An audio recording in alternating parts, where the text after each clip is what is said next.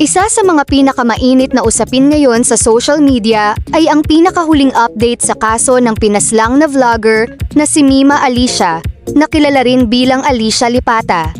Habang nagpapatuloy ang investigasyon, naglabas naman ng mahalagang babala ang Philippine National Police o PNP tungkol sa pagkalat ng mga umano'y mugshots ng mga naarestong suspect. Kumusta mga kaibigan? Welcome back sa ating channel. Kung bago ka pa lamang dito, huwag kalimutang i-like ang video na ito, mag-subscribe at pindutin ang notification bell upang lagi kang updated sa mga pinakabagong balita at showbiz updates. Ngunit ano nga ba ang tunay na nangyayari? Bakit nagbabala ang PNP? At ano ang dapat malaman ng publiko? Alamin natin ang buong detalye. Ayon sa mga ulat, nagpapatuloy ang masusing investigasyon ng mga autoridad kaugnay ng pagpaslang kay Mima Alicia. Ang layunin ng mga investigador ay matukoy ang buong pangyayari, ang motibo ng krimen at kung mayroon pang ibang taong maaaring sangkot sa insidente. Habang isinasagawa ang mga hakbang ng investigasyon, mabilis ding kumalat sa iba't ibang social media platforms ang mga larawang sinasabing mugshots ng mga suspect. Dahil dito, maraming netizens ang naniwala na ang mga larawang iyon ay opisyal na inilabas ng mga autoridad.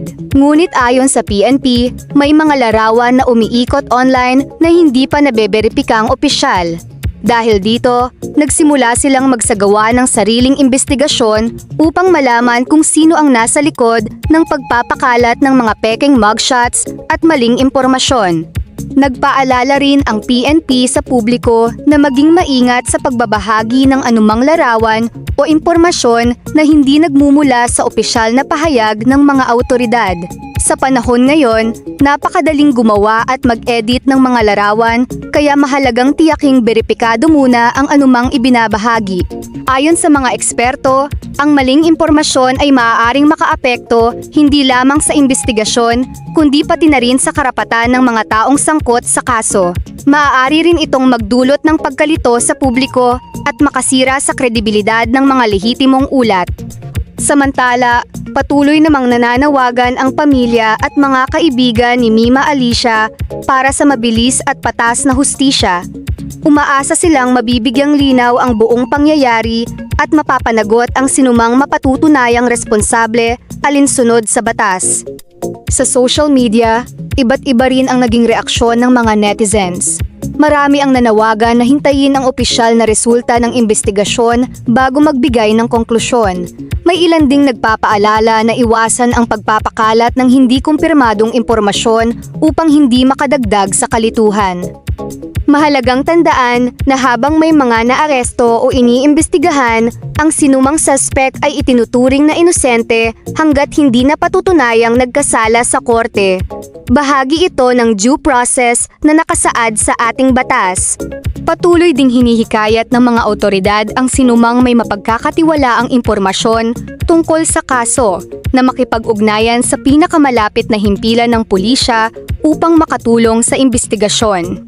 Sa panahon ng mabilisang pagkalat ng impormasyon sa internet, malaking responsibilidad ng bawat isa ang maging mapanuri. Hindi lahat ng nakikita sa social media ay totoo.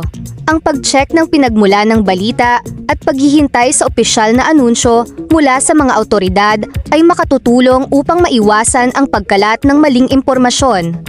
Habang wala pang inilalabas na pinal na resulta ang investigasyon, mahalagang iwasan ang mga haka-haka at hindi beripikadong paratang. Ang anumang bagong detalye ay dapat manggaling sa opisyal na pahayag ng PNP, mga piskal o iba pang kinauukulang ahensya. Patuloy nating babantayan ang kasong ito at ibabahagi namin sa inyo ang mga opisyal at beripikadong update sa sandaling may bagong impormasyon. Kayo? Ano ang inyong opinyon tungkol sa naging babala ng PNP laban sa pagkalat ng mga pekeng mugshots? Sa tingin ba ninyo ay makatutulong ito upang mabawasan ang fake news sa social media? Ibahagi ang inyong saloobin sa comment section, ngunit panatilihin nating magalang at nakabatay sa mga beripikadong impormasyon ang ating talakayan. Kung naging kapaki-pakinabang ang video na ito, huwag kalimutang i-like, i-share at mag-subscribe sa ating channel. Pindutin na rin ang notification bell upang lagi kayong unang makaalam sa mga pinakabagong balita at opisyal na update. Maraming salamat sa inyong panonood. Hanggang sa muli, ingat po kayong lahat at magandang araw!